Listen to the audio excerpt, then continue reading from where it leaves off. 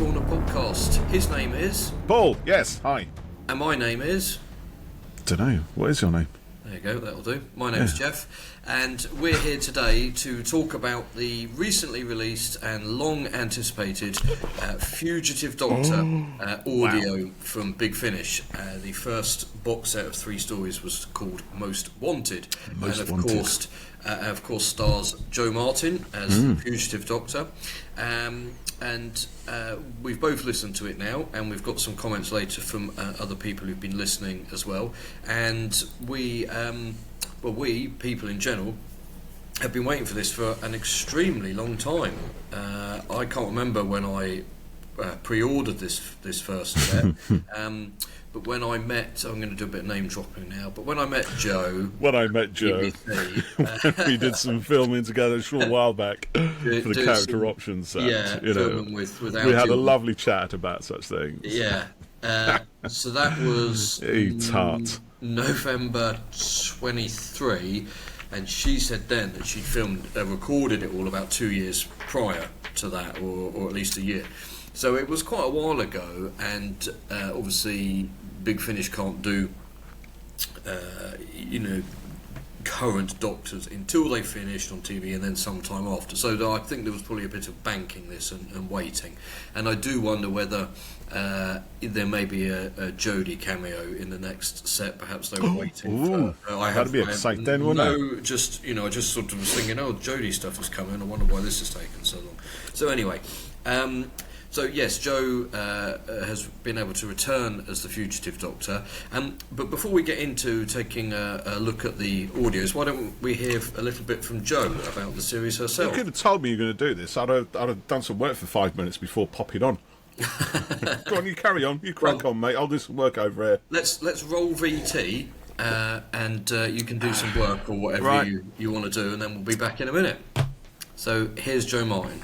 And we still got the Big Finish to come. We haven't had that. Indeed, yeah. I was going to ask you about that. Oh, good. Sorry, go on. That's all right. Yeah. Well, you've recorded it, haven't you? I certainly have. I kept saying it was a secret. But every Whovian I bump into, like, oh yeah, you're out in January. It's coming out in January. But I think it was announced now, right? It's been announced. Yeah. They announced obviously a while ago, and we don't know what the stories are particularly, do we? I don't think. No, but we know it's there's. Well, I'll tell you a everything. box set. No, no, you won't. No, we'll just cut recording. Yeah, we're definitely not recording now. Honestly. Oh, good. I'll just keep my mind. Spill it all. But they're brilliant. All I can tell you is that they're brilliant. Yeah. They're brilliant. They're really good eps, and I was so grateful for the standard of the scripts and the other actors they got to come on board to come and guest on it with me, just of a standard that I was just blown away by. Yeah. And but we recorded them so long ago. I think it's literally 2 years ago now. Yeah, really? when we saw you Why for did the it take figure so long? stuff. Well, I guess they we need keep to asking do. them, don't we? Yeah, it's a lot of post-production work on them and the sound and stuff. But it does. Maybe someone suggested it was a contractual thing, and maybe they had to wait until a certain amount of time after the Jodie era had finished on TV to put stuff out, because Sasha's Master stuff hasn't come out yet either. So, that's to come. Yeah, so people are eagerly awaiting all of it. And, seriously, the anticipation is almost like fever pitch, isn't it? Yeah, it's but crazy. after our filming with the figure, people were saying, any mention of Big Finish? And I said no, because you said then that you'd recorded it, and like you were saying about getting the role on the show and having to keep it secret. It's a little bit different, of course, but. With the figure stuff, and I'd see people online saying, "Where's the Joe figure? They've missed a trick," and getting quite irate. And I was thinking, if only you knew, keeping that secret. Yeah. Exactly. So that was us talking to Joe Martin. How long ago was that? Because that was a while ago as well. That was before you filmed the character options thing with her, wasn't it? It wasn't. It was after. Oh, it was after. Oh, yes, it was, because you said to her, "Hi, Joe, we do a podcast. Do you fancy jumping on?" Yeah. Well, I don't know if I mentioned it when we filmed, but then one day I thought, I'm just going to do it, and I messaged her on Instagram. Yeah. And I said, I don't know if you remember, and she did, and then we chatted, and then we emailed, and then we sorted it out. Brilliant. So it was about April last year, I think. So if you haven't listened to that episode with Jo, please do listen to it. It's really very good. Yeah. And she was very good with us. And she's brilliant. I love her. I mean, her enthusiasm is infectious. I'm quite an enthusiastic person myself. So when I'm talking to other people who are equally enthusiastic, or even more so, then it's brilliant. And one of the biggest revelations was the fact that, and again, if you listen to this, listen to the interview, is she is a massive sci-fi fan. We didn't really get into it too much, but we had a little chat about Blade Runner, didn't we? And and the sequel, and she knows that stuff. She's not putting it on. She knows it. She is a proper sci-fi fan. She's a proper Doctor Who fan. And that story about her son, when she got the gig as the Doctor, is brilliant. Yeah, it's really good. Listen to it, because Jo is. I mean, she's wonderful to listen to anyway. But in our interview with her, she was just fantastic, and it was an absolute delight, that interview. I enjoy all our celebrity interviews, but I think the one with Jo, because it was like, it's so fast and furious, and it was like pitched at quite a high level, with her enthusiasm just filling the whole thing. It's just brilliant. Please listen to it. And she was really good to us. She gave us an hour, which she squeezed in between work and stuff, and really accommodating. And absolutely, she's said how the role changed her life, changed her career, and she really loves it and loves all of it. So she's fantastic. So this box set then from Big Finish. Did you get it on CD? I did actually, yeah. Have you got the CD with you? No, I had the dispatch notice yesterday. I would like to have shown it. It hasn't arrived yet? No, so it'll be here tomorrow. So we've just listened to the download version. Yeah, because the CD had sold out by the time I got round to buying it. It all gone, so it's like this is now sold out on CD completely. Which is great, I mean, it shows the popularity of the character and, hopefully the era as a whole. So in this first set, we kind of it's just adventures with the Fugitive Doctor, really, isn't it? There's no specific answers about division or the Timeless Child or positions or anything like that. I mean, there's hints of things, and there's obviously a bigger mystery going. She has this sort of nightmarish section where she's saying, in the third story. I do not fear you. I see you, but I do not fear you. That's it. Yeah. So there's something more there, and the Doctor is being pursued by Cosmogon, played by Alice Krieg. Alice Krieger, the Borg Queen, ladies and gentlemen. Even I remember that. How exciting is that? The actual Borg Queen in Doctor Who. Yeah. So very exciting. She's well, from the Division and the Time Lords, isn't she? Trying to track down the Doctor. Yeah, I think the name's a bit dumb, but it's Cosmogon. Yeah, and they call her Cosmo, don't they? And there's a bit of banter, like she gives him the Valyard Knackers Yard treatment, doesn't she? Where she calls her cosmopolitan. That's it. I knew there was some things. Variations. Yeah, that's quite fun. I couldn't remember what they were. Typical Doctor. Yeah. Yeah. So we can go through each of the stories. Yes. How many stories are there, Geoff? So there's 3. The first one is hold on, let me bring up my Fast Times. I'm looking at mine actually. I've got to load the old Big Finish app because the new one is still pants. It still hasn't downloaded or recognised that I've downloaded Most Wanted. So yeah, I'm on the old app still. Look at that. Oh right, okay. So let me just load that up so I can remind myself of... Okay, so the first story was Fast Times, isn't it, by Robert Valentine. Now, this one is a kind of... So there's a quick few minutes of setup at the start of it when the Doctor does a runner from Division, I think. Yeah. And then it kind of goes into kind of just a sort of standard kind of Doctor Who story thing, doesn't it? Yeah, and... Are we going to give spoilers on this, by the way? Do you think we should? I think we have to, really. Yes, I think so. Otherwise, we're going to struggle talking about it, I think. Yeah. If you haven't listened, maybe stop listening here till you have, because we don't want to have to hold off, talking about anything. But from now on, we're in a spoiler zone. So spoiler continue at your own risk. So this one starts, I've written, starts explosively with the fugitive on the run, and she's betrayed at a job. And yeah, you're right, Paul. It just it's just a Doctor adventure, and I might have seen, you know, one or two people saying, "Oh, well, I wish, you know, this had explored Division and Timeless and stuff a bit more." Maybe there's going to be a lot of that ongoing, I think. Yeah, but you know, I think her Doctor is and should. Well, you know, her Doctor is the Doctor, and I think, you know, seeing her, or hearing her in just adventures, you know, she should be that. Her Doctor is more than just the Division mystery, and exactly, yeah, totally agree. It kind of puts her within a sort of Doctorish environment, a very Doctor Who formula. It's quite formulaic, you know, but there's nothing wrong with that, really. You know, it is. No. It's good to see just the Doctor, a new Doctor, really having a Doctor Who adventure. Yes, because we've not really been able to see this with her before. So she's on the run because Division want her back, because she's got some secrets in her head. She doesn't know what they are, which is frustrating for her. We don't know what they are.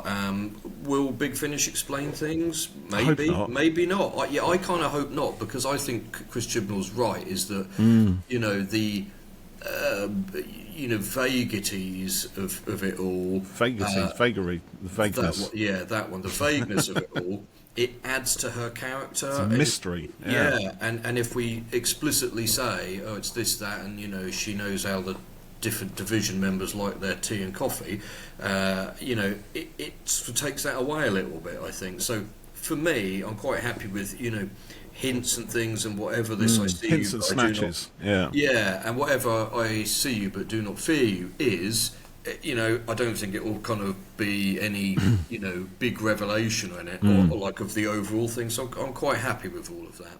Yeah, I mean, when you think like even the Timeless Child, the you know, the last few stories of the Flux, where the 13th Doctor kind of met with her mum and all of that stuff, it sort of explained some things, but didn't explain a lot. It kind of left more mystery. It opened up more questions to which they didn't deliver all the answers. And I love that. You know, it's a really good way to kind of keep a mystery going. You know, you solve the immediate questions, but in doing so, you open a door to so much more. And you think, if you go through one of those doors, there's even more doors. Like, you know, we still don't know where the Doctor comes from. We don't really know what her relationship with Division is or was. No.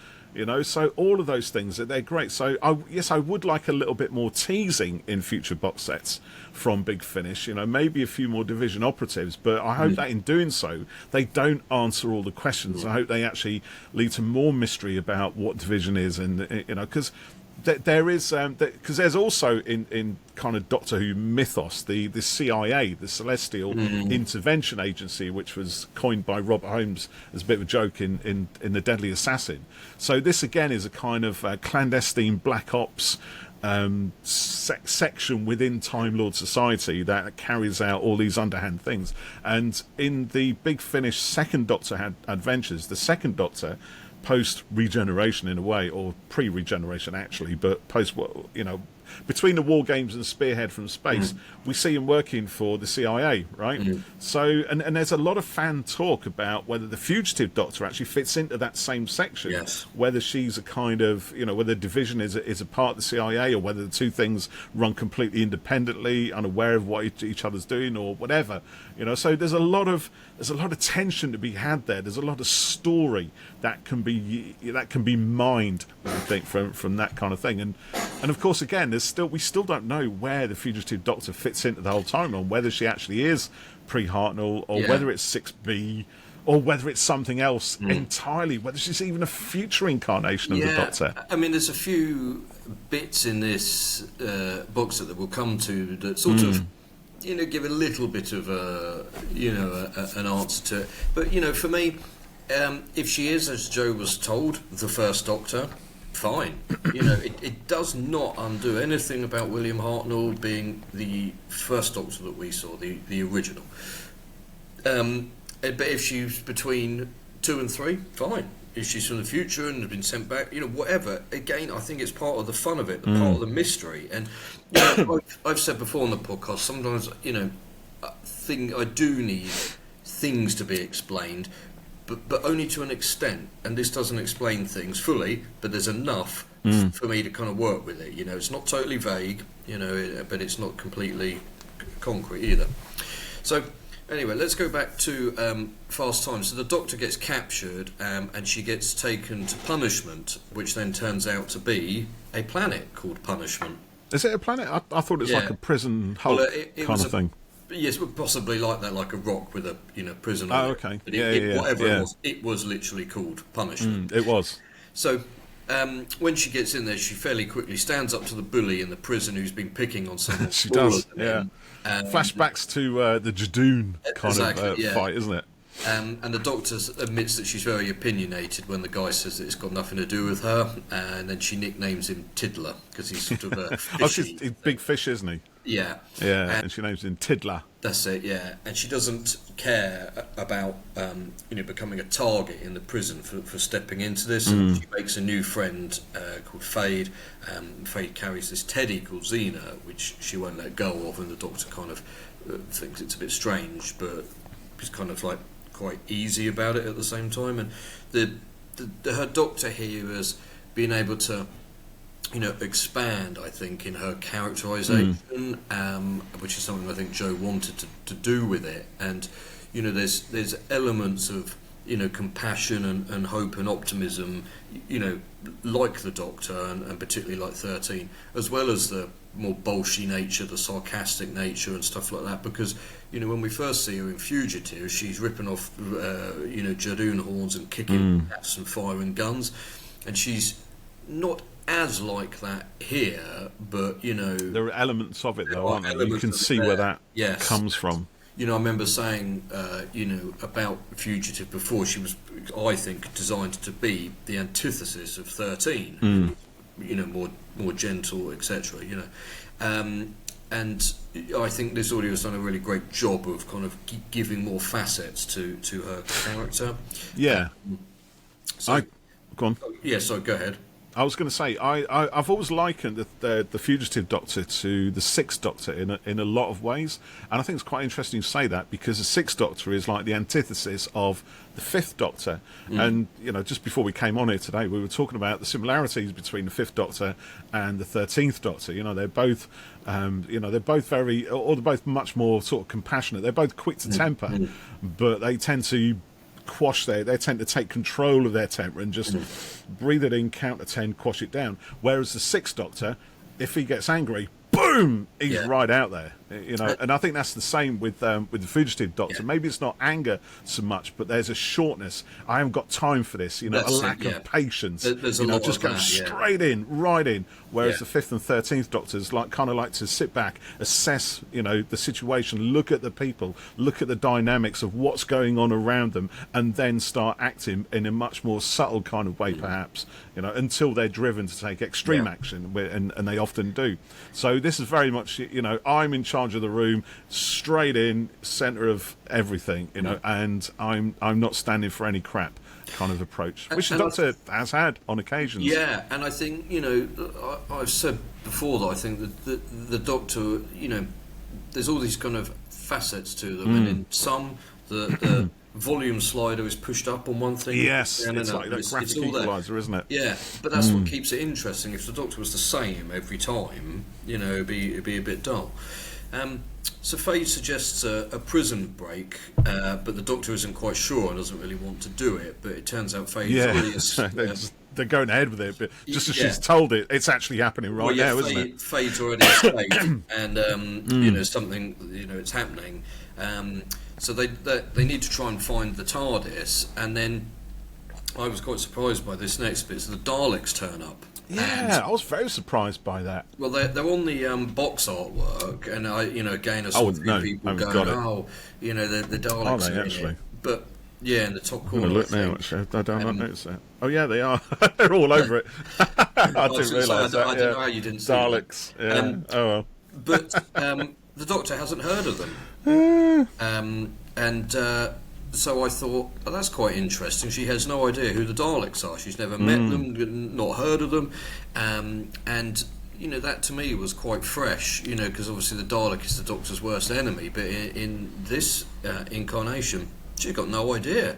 Which I really like that. Yeah, I hope they kind of do a bit more of that. Exactly. It took that thing of people going, oh, not the Daleks again, and completely spun it. And she's going, what are they, a robot? And then she says, oh, it's got alien inside it.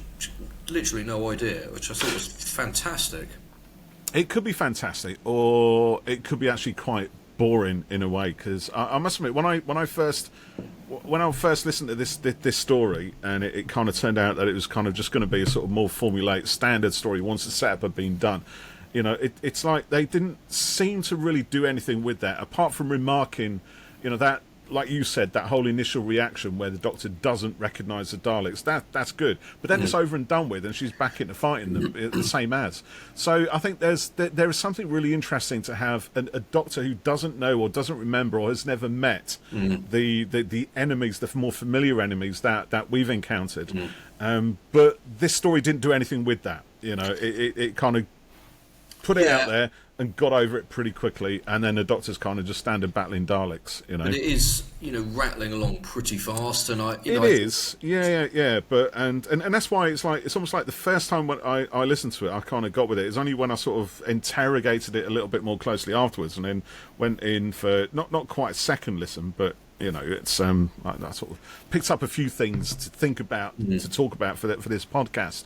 Then I thought it sort of falls away a bit. There is a lot of potential in this story which is not used, but that doesn't mean to say that it can't be used in another story. This has the job.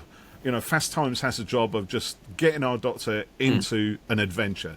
That's it. It's not trying to be anything clever or particularly swishy or any stuff like that. And you can criticise it for that if you like, but that's not what it does. It's almost like Robot. The fourth Doctor adventure. It's very much like a third Doctor adventure, as we looked about when we talked about it with Al Dewar, and that's very intentional. And I think this is the same. It's using a lot of stuff from the Doctor Who shelves. It's pulling some stuff off, assembling them in a format that we know works. The Doctor battling Daleks, etc. Bang, job done. And it gives us the ability to kind of immediately understand where the fugitive Doctor is. That she is the Doctor, as we said. It's 5 minutes ago. All of that stuff. It's just an introduction in there. So that doesn't mean to say that we can't use that weirdness, that kind of disjointed, almost unfamiliarity that the Doctor has with her older enemies, perhaps, in a future tale. So if they do that, I'm going to be looking forward to it immensely. I imagine that it will come back. It's clear that the second box set continues on from this one, and this is the first episode, the first real full adventure we've heard with the Fugitive Doctor. We don't need to suddenly bog it down by getting into unknown Dalek backstory and things like that. So I think they did a really good job to give a fresh twist on the Doctor fighting her enemies. So they have. I think they started doing it. I'm kind of still on the fence a little bit, because I don't think it really fully delivered that first story on that level. So let's see what happens later on. Like I said, they mentioned it and then did nothing with it. So it's fine. I can live with that, because as I said, that's not what the story is. But let's see if they tackle it more head on in a later adventure. I did write, it's a shame we can't see the TARDIS chase against the Daleks, because it sounded really cool. And it would have been really nice to see that. You like that sort of stuff, on don't screen, you? That's the big deal. It's like the TARDIS spinning around after a bunch of Dalek ships in a CGI nightmare. I don't know.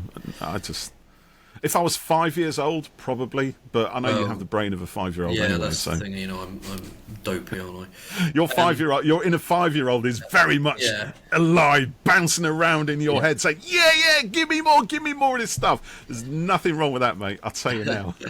Mine's been quashed under the weight of adult responsibility and horror. So Xena, the teddy, has a data stick in it, which is what Fade is sort of looking after, and it turns out it's got info about the Daleks in it, so they're able to use that to stop them. Fade has interacted with the Daleks before, and they've killed her people, so she's obviously kind of got a vendetta against bit of a grudge. Yeah, and there was a mention about her parents. She thinks they're dead, and the Doctor says they might not be. wondered if she'd come back in this set, but she didn't. But again, it could be next time. So this next sort of section of it is quite fun. So they need to lure the Daleks somewhere to get rid of them. So they start time hopping. We get some dinosaurs. They go to New Mexico, and when Oppenheimer is about to drop bomb. You like that, did you? Yeah, I thought it was fun. You know, fair enough. Yeah, the whole thing is really quick. You know, Cosmo's giving chase, and the Doctor don't want to wait for her, and you know, it's the fugitive Doctor on the run. Yeah, true. He's on the run. You know, going, you know, not sort of having a dig, but going, well, you know, there's been doing a lot of time hopping here. She's fucking fugitive. That's what, that's kind of the key to the whole reason behind her Doctor. She's a fugitive. It's like, well, I mean, they mention it in the backstage interviews, don't they? Quite a few times. The similarity. A lot of the writers are picking up on the Fugitive series and the movie. Yeah, exactly. That whole dynamic. Yeah, and I think that's what, you know, they needed to do here. I think. You know, if I'd listened to this and it had just been the Doctor, you know, plodding around somewhere, you know, it would have been okay. But, you know, bearing in mind again, the fugitive, so she gets sent to jail, breaks out, you know, goes on the run. That's literally what it says on the tin. You know, if you do like a word cloud with this podcast, the word fugitive is going to be the big one, most central part of it. I think also, which was also mentioned in the backstage interviews, which I also listened to, was the fact that it resembles in some ways the story structure resembles the Hartnell adventure, The Chase, which was the third story to feature the Daleks in Forever, and that again was where the Doctor is kind of being chased, hence the title, through time and space, and ends up in Hollywood on the top of the Empire State's Building and various other places throughout the whole thing. And what's quite interesting is Nick Briggs in the backstage was kind of saying that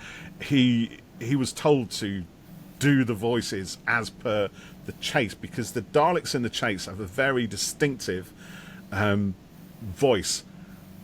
David Graham, one of the Daleks, I think it's David Graham's voice, who's a bit cockney. Hello, how's it going, mate? All right, it's not quite as bad as that, but he's a very bumbling, very much East London sort of Dalek, right? Which I think it's only ever been done the once. But I unless I'd heard it in the interview with Nick Briggs in the backstage stuff, I wouldn't have got that from the production. It sounded to me very much like standard modern day Daleks, booming, well modulated tones. They just, you know, so it's a bit of a shame in a way. If that was intended, personally, I felt it was kind of lost. Would I have liked to have seen that? I don't think it makes a huge amount of difference. Maybe it's just one for the fans anyway to sort of pick up on that stuff. If anybody's listened to these stories from Big Finish and it's their first Big Finish experience, it probably wouldn't make any sort of difference whether it was or it wasn't. But yeah, that's that was an interesting one. You know, those sort of parallels to a classic Doctor Who story, The Chase. Yes, I didn't know about that. Yeah, that's quite interesting. Yeah. So yeah, I mean, for me overall, I really liked this Fast Times one. I think it kind of did what I expected. I mean, you know, I loved it. I mean, you know, even more than I kind of hoped I would, really. And you know, it was fun and it's exciting, and like I said, it kind of did what it needed to do. I enjoyed it. You know, for the fugitive. So the next one is The Legend of Baba Yaga. Now, I'll be honest, I was disappointed this wasn't a John Wick spin-off. John Wick with Baba Yaga? Yeah, that's what they call him in it. Have you never seen it? I have seen. I've seen the first couple of John Wick films. I haven't seen 3 and 4 yet. Oh, right. If I even want to be honest. I've got to be in the right sort of mood for John Wick, which is basically switch off brain and just sit back and watch it. Well, that's pretty much it, and admire the incredible choreography, and it's pretty good choreography. I'm not going to lie. I just want to push this a little bit more. Then, so I want to see the John Wick Baba Yaga experience. Talk me through it, Mr. Geoff. What in this story? Do you mean? Yeah, where's John Wick come from? Because you do come out of these things. Not going to lie, mate. You'd be Warriors of the Deep as Die Hard. No. They refer to John Wick as Baba Yaga in the series. Oh, is that it? He's the bogeyman. He's the Baba Yaga. You see, what I've done is taken the thing of Baba Yaga, made a pop culture reference to it being John Wick. If anyone's listening and they've got it, please do tell us. I'm ashamed of myself that I didn't see it. Obviously, I haven't watched John Wick enough times to kind of pick up on that. I was thinking more like when he's mentioned, when Baby Yaga's mentioned in Ant-Man a couple of times. Is it Ant-Man? Yeah? The fucking Baba Yaga, John Wick. Yeah. So I was also thinking, if you're going to go down this road, mate, I'll throw another one at you, because when I was listening to the whole Baby Yaga thing, I was there's a Tomb Raider bit of DLC, isn't there? Was it in Shadow of the Tomb Raider? The Legend of Baba Yaga. It is. It's the second one. Oh, I don't remember the second game of the modern, the recent new one. The last 20 years or so. Yeah, I have played that. Yeah. There you go. And it's exactly that. The house on chicken legs. And as Lara Croft, you've got you're all sort of drugged up. It's like a hallucinatory thing, and it's absolutely freaking nightmarish. I played it a few times, and every time I go there, I dread it. I dread playing through that bit. And this was great because the Baba Yaga in this story was very much like that. So I was trying to get the whole Lara Croft thing, out of my head. Although about that, there you go. You see, so I'm not as dumb as I look. This is a lot of folklore, witches, demonic horses, discussions about magic and science. Is it the Asimov quote? Magic is in. Arthur C. Clarke. Yeah. Any sufficiently advanced technology is indistinguishable from magic. Yes. So we start initially with Vasilia, who is a blonde-haired sort of heroine in waiting, who is part of a Russian maybe folklore legend. Russian, yeah. And what I particularly liked about this story is that Vasilia is sent off by her awful mum and stepmother to go and fairy tale, isn't it? Yes, it's Cinderella and all that, to go and get fire from Baba Yaga because theirs has gone out and they need to keep warm, obviously. And it's presumably that Vasilia is a legend, and then the Doctor has gone here to try to find Baba Yaga because a squadron of Time Lords crashed in the area, went missing, and she thinks Baba Yaga may know something about it, and she's got some cloaking technology that she wants to get hold of to help shield her from Cosmo. So all this stuff kind of converges, and throughout the story there's a lot of the sort of myth of the Doctor, the legend of the Doctor, legend of Baba Yaga, legend of Vasilia, how Vasilia is at a point before she becomes kind of who she's famous for being and things. And there's a lot of kind of parallels with the Baba Yaga's house, the TARDIS, the Doctor, and all that. And I thought it was really nicely done, all of that. And it's quite sort of spooky as well, so obviously I quite liked that. I thought you might. Yeah, and so the Doctor is slightly out of her comfort zone. I put it, she's spooked by Baba Yaga's ability to stop a fire from starting, and Baba Yaga is able to command doors and gates and stuff to open without her touching them. And voice control. And the Alexa, and the demonic horses are chasing them and turning to ash and stuff. But then, so we sort of are seeing Baba Yaga as a witch, but she thinks the Doctor is a witch because she's got stuff in her head. She can semi-read her mind. She knows that she's not from here, the TARDIS, it's this great big thing, sharp lines, and all this. It's not natural. It ain't natural. Yeah, all that parallel stuff was really nice, I thought. And it was nicely played.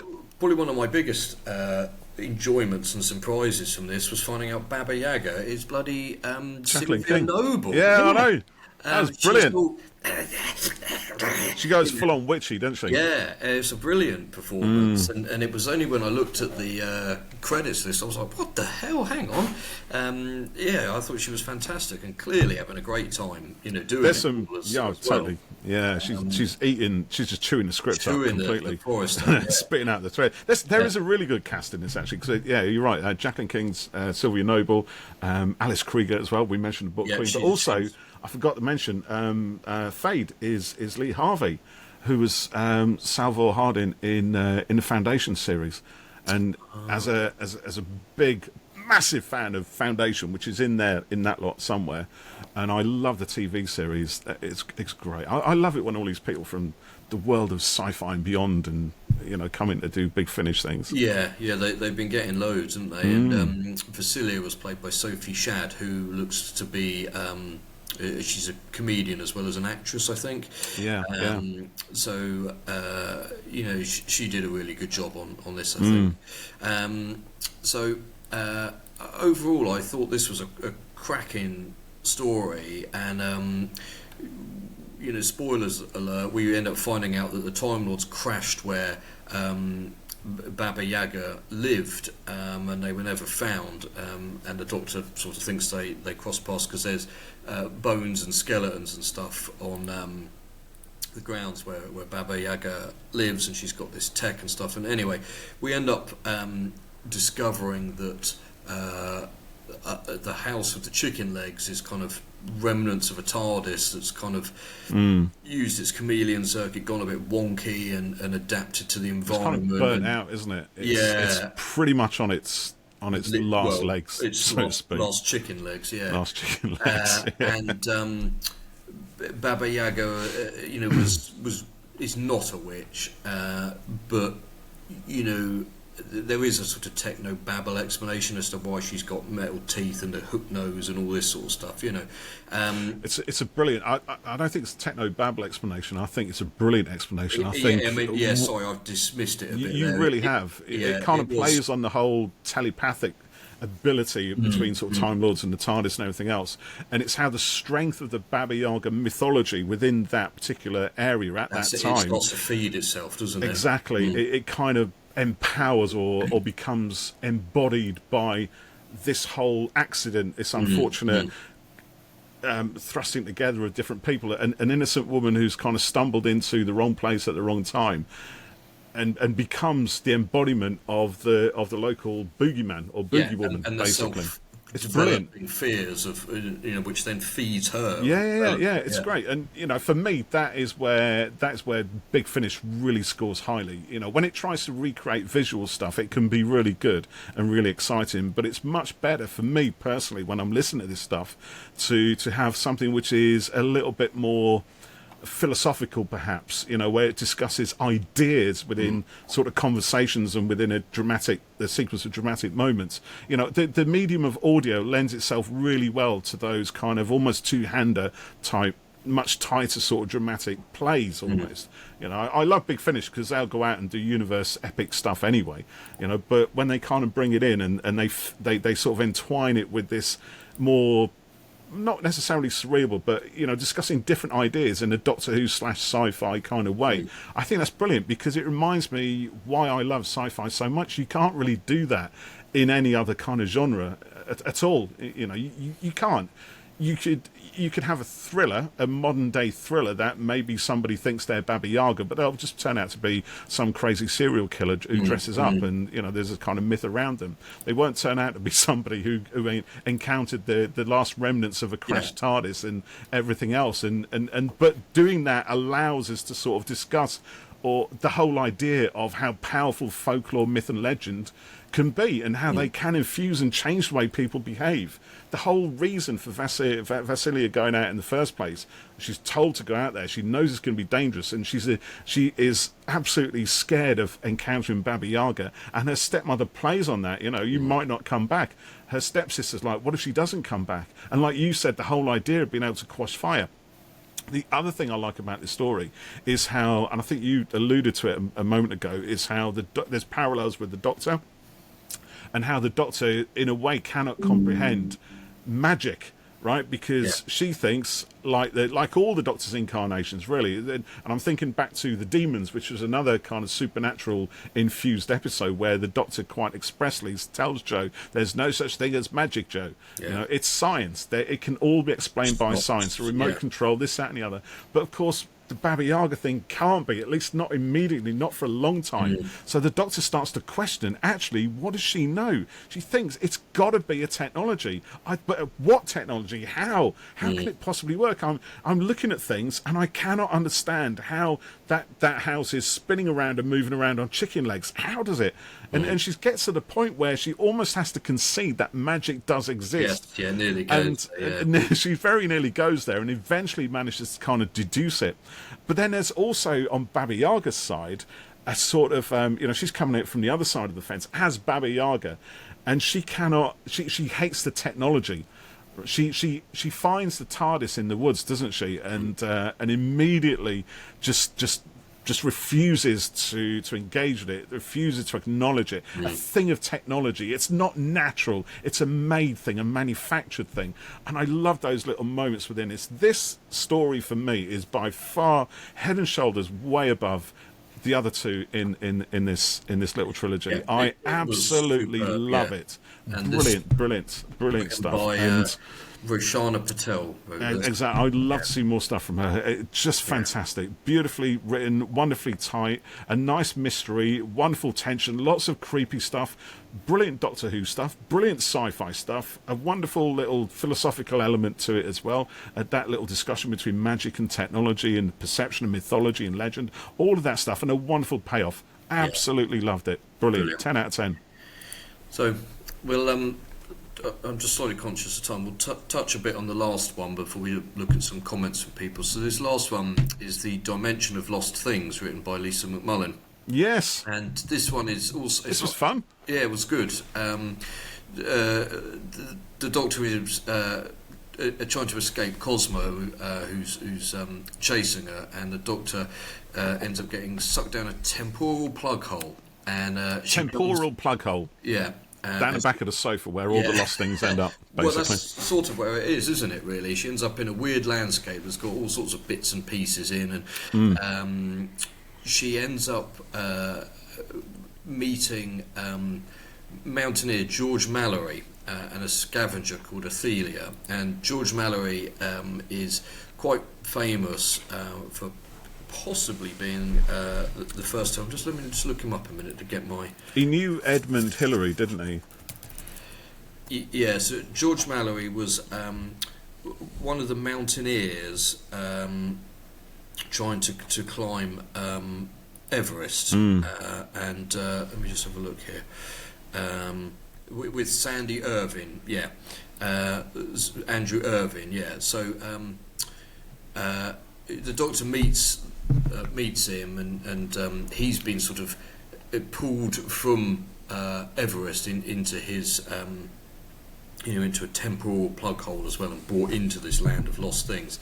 I like it when Doctor Who teaches you something, and after listening to this episode I went to look them up to see what a bit about them. And George Mallory was not found on... Is it the other way around? Well, I'm just checking. It's Sandy Irvine who she meets, isn't it? Well, yeah, that's what I thought, but it says on the...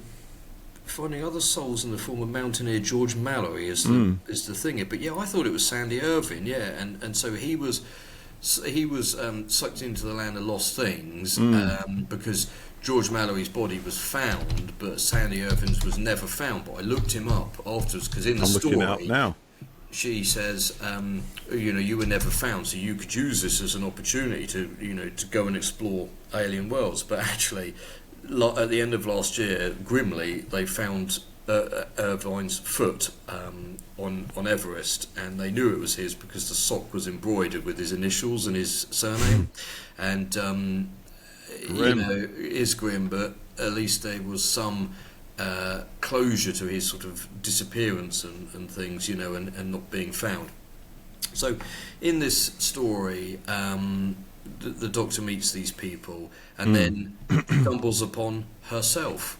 That was a bit confusing. Yeah, so it's slightly tricky in just audio, but great fun hearing two Joes playing off of each other, and it turns out a little bit like Joy to the World that the second one has been waiting there for a year for this one, so the one we've been following then has to kind of wait and blah blah blah. Yeah, So, I was a bit confused on that. I'm not going to lie. It might have been because I was kind of doing other things while I listen, because I have to. I can't sit still and just listen to an audio. I have to be doing other stuff. So my attention was a bit divided. So I think this one really needs attention, because it does. Yeah, it's quite it's not a complex plot necessarily, but it just requires attention, because there's so much going on. There are so many little twists and turns, and like you said, with two very similar sounding doctors, it's very difficult to kind of figure out which one's which.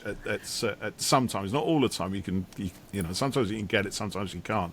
So it's worth another listen. This one, the thing it reminded me of actually is I think it's one of the Hitchhiker books, Hitchhiker's Guide to the Galaxy, that has like a dimension of biros or something, you know, like all the pens, the little biro pens that just go missing. So apparently they fall down a slip between universes and end up populating some other dimension, which is full of biros and other lost things as well, apparently. So everything you lose, you're like, I'm sure I put that down a minute ago, it has actually slipped into another dimension. Yes. So this kind of reminded me of that. I can't remember which Hitchhiker's book it was in. It might have been Restaurant at the End of the Universe, possibly. Right. One of them anyway. It's been a while, but that was quite fun. So it's quite fun to see that idea kind of played out in Doctor Who. Yeah, it's a bit like the Void in Deadpool and Wolverine and numerous other things. So yeah, I enjoyed this one. I mean, Baba Yaga definitely the standout here and absolutely superb. But the other two are, you know, they're good. They're good. I mean, equally, you know, great. You know, really good fun. But Baba Yaga, absolute standout. So I'll come to some comments in a minute, but I missed this somehow on Wednesday. I think I was running my workshop, so I didn't really look online at all day. Actually doing a job that you get paid for. So they announced that in July, the Fugitive Doctor will return in Dead or Alive, the next box set. So obviously in July we've got Jodie and Mandip returning as well. Another fantastic cover for this. The Big Finish really do excel. I'm slightly puzzled as to why Alice Krieg is front and centre on the Fugitive Doctor box set. But her agent. She's got a really good agent. That's a little bit. Bit of negotiations going on there. But there's 3 more stories here: Flying Solo, Junkyard Loop, and Hereafter, which sound really good. There's not been any more series of Fugitive announced after this, so I'm hoping that we do get more, but we'll obviously see what happens there. So over to Facebook and then Blue Sky for some comments from people. So Leslie says, it's my first ever Big Finish audio and I'm loving it so much. So that's brilliant. So Leslie's got in just at the right time there. Jay, who's also commented over on Blue Sky in a bit more depth, said, just finished Legend of Baba Yaga, and this is everything I could have wanted. I'm beyond thrilled, with a gif of someone going, I can't remember who he is, he's an actor. Blue Box Artwork says, halfway through the second story and loving it.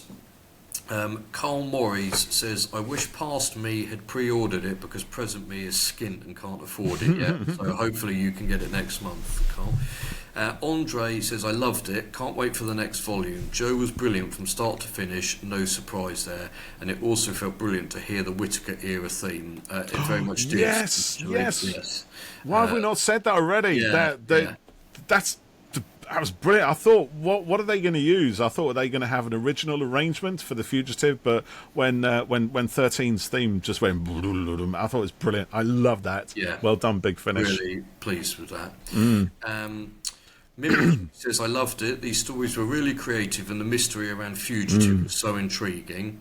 And then Pine Arrow and Apple, which hopefully I've pronounced right. I've just listened to Fast Times and Baba Yaga. Both are solid. The pacing of Fast Times needed a smidge more refinement, but no real complaints otherwise so far.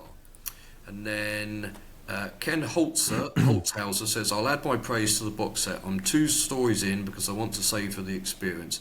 Joe has taken this opportunity with both hands and is immediately captivating as a very different, though familiar version of Doctor Who. Unmissable.